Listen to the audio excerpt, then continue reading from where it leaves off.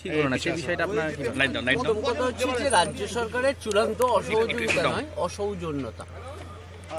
গণতন্ত্র বাঁচাও সভা হেলিপ্যাড নিয়ে যে অসভ্যতা রাজ্য সরকার করলো, এটা ভারতবর্ষের অন্য রাজ্যে ভাবাই যায় না। এটা ভাবাই যায় না মধ্যপ্রদেশে এই জিনিস ঘটছে, আমরা ভাবাই যায় না এই জিনিস গুজরাটে হচ্ছে, ভাবাই যায় না এই জিনিস অন্য কোনো রাজ্যে হচ্ছে। যিনি পশ্চিমবাংলায় গণতন্ত্রকে হত্যা করছেন আর তিনি সার্কাস করে বাইরের লোক ডেকে এনে বলছেন উনি ভারতবর্ষের গণতন্ত্রকে বাঁচাবেন। আজকে এটা মানুষের কাছে আজকে মানে একটা হাস্যাস্পদ ঘটনা হয়ে গেছে। এই আমরা দুদিন আগে তো দেখলাম বিনা পয়সায় সার্কাস।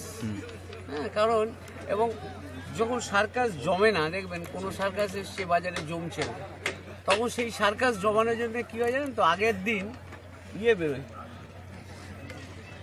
মাইক বেরোয়, কাল সার্কাস দেখতে আসুন, আজকে সাদা বাঘ দেখা যাবে। ঠিক আছে, ঠিক এইরকম ধরনের ব্যাপারটা হলো যে সাদা বাঘ দেখতে আসুন। তাই এইরকম একটা সার্কাস কলকাতায় আমরা দেখলাম। তাই এর কোনো গুরুত্ব নেই, এর কোনো মূল্য নেই। ভারতবর্ষের যে মানুষটা ভারতবর্ষটাকে 70 বছরের ইতিহাসকে পিছনে রেখে ভারতবর্ষটাকে বিশ্বের ইতিহাসে নিয়ে যেতে চলেছে, যখন ভারতবর্ষকে পৃথিবীর অন্যান্য দেশ সমূহ করছে, তখন সব ওদেশের যারা রিজেক্টেড লোক, যারা সব জায়গায়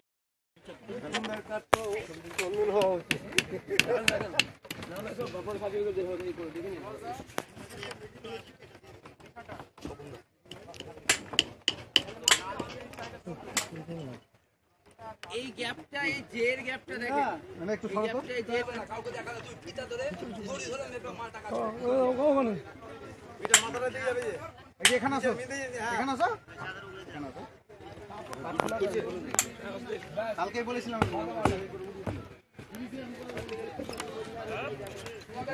আমি দেখতে দেখি এই জায়গাটা কি প্রবলেম হচ্ছে। এই অজিত দা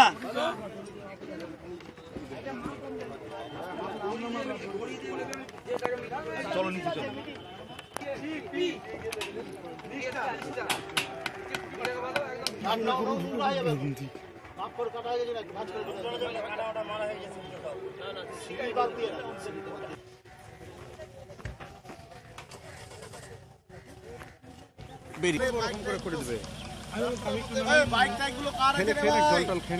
বাপরে, যে লোকটা আমি দেখলাম সঙ্গে, বাপরে মাগো রক্ষা করো মা। অভিজিৎ বাবা ঠিক হয়ে যাচ্ছে টাইমে।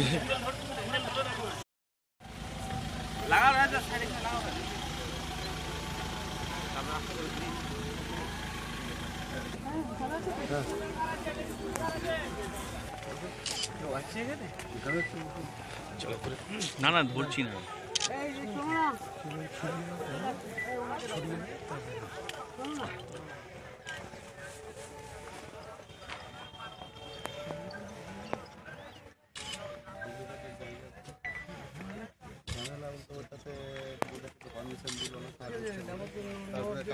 কালকে আবার ওখানে একদম মৎসব চলেছে,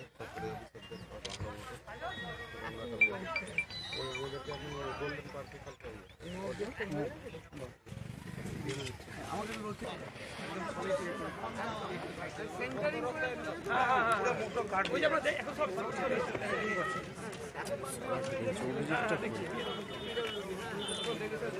আমার পিসি ছবি মেরে